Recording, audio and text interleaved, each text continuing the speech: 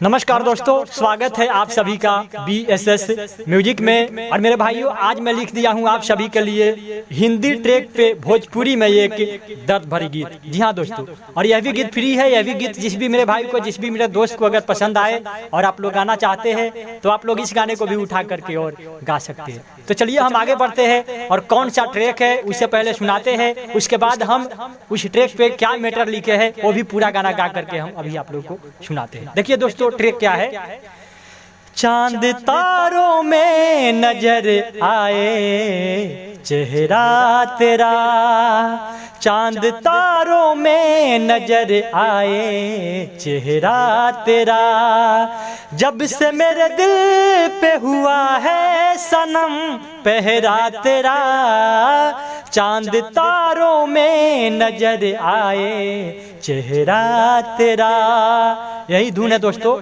तो चलिए हम आगे बढ़ते हैं और इस धुन पे हम भोजपुरी में क्या मैटर लिखे हैं पूरा गाना गा करके हम अभी आप लोगों को सुनाते हैं। उससे पहले मेरे दोस्तों, अगर आप अभी तक हमारे इस चैनल को सब्सक्राइब नहीं किए तो कर लीजिए और साथ में बेल आइकन का बटन भी दबा दीजिए ताकि इस चैनल पे आने वाली हर वीडियो का नोटिफिकेशन आपके पास सबसे पहले पहुँच पाए और आप हमारे गाने को सबसे पहले सुन पाए। और मेरे भाइयों, यह गीत अगर आपको पसंद आए तो आप वीडियो को लाइक कीजिएगा, दोस्तों में शेयर कीजिएगा और कमेंट करके हमें जरूर बताइएगा। तो चलिए हम आगे बढ़ते हैं और क्या हम नया मैटर लिखे हैं पूरा गाना गा करके अभी आप लोगों को सुनाते हैं। तो देखिए मेरे दोस्तों, मुखड़ा में हम क्या बोल लिखे हैं कि नींद आवे ना चैन दिल के काहे खो जाला, नींद आवे ना चैन दिल के काहे खो जाला, सनम हर जाई बेवफा से प्यार हो जाला, नींद आवे ना चैन दिल के काहे खो जाला। चलिए हम गा करके पूरा गाना अभी आप लोगों को सुना देते हैं। नींद आवे ना चैन दिल के काहे खो जाला, नींद आवे ना चैन दिल के काहे खो जाला, सनम हर जाई बेवफा से प्यार हो जाला, सनम हर जाई बेवफा से प्यार हो जाला, नींद आवे ना चैन दिल के काहे खो जाला, नींद आवे ना चैन दिल के काहे खो जाला। यह मुखड़ा का बोल है। अभी अंतरा में क्या लिखे हैं वो भी गा करके अभी आप लोगों को सुनाते हैं।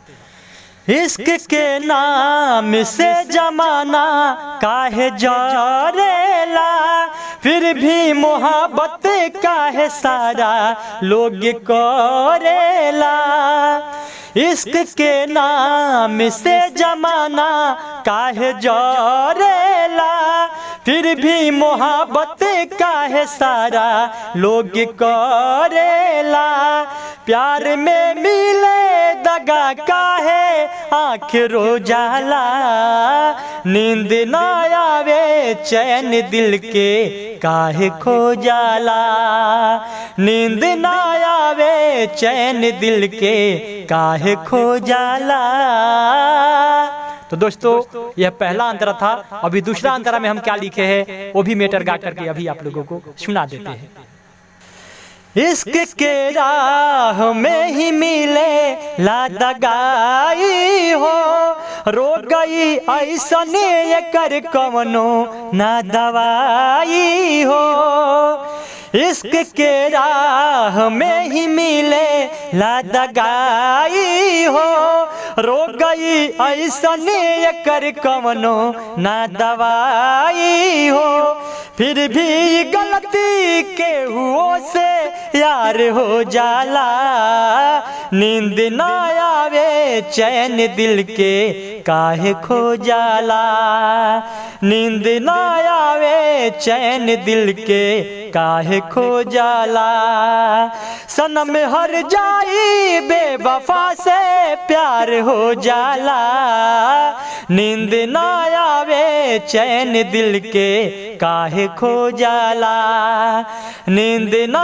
आवे चैन दिल के काहे खो जाला।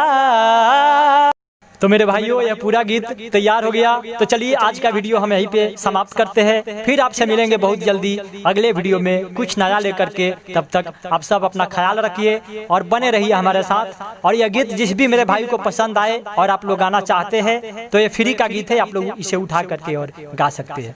और जो भी मेरे भाई जो भी मेरे दोस्त हमसे पर्सनली गीत लिखवाना चाहते हैं तो देखिए सामने मेरा नंबर आपको दिखाई दे रहा है। सुबह 9 बजे से लेकर के और शाम के 6 बजे के बीच में कभी भी कॉल करके और आप अपना पर्सनली गीत हमसे लिखवा सकते हैं, मेरा जो चार्ज है वो दे करके। तो चलिए आज के लिए बस इतना ही। जय हिंद, जय भारत, जय जवान, जय किसान, जय जय हो भोजपुरिया जहान।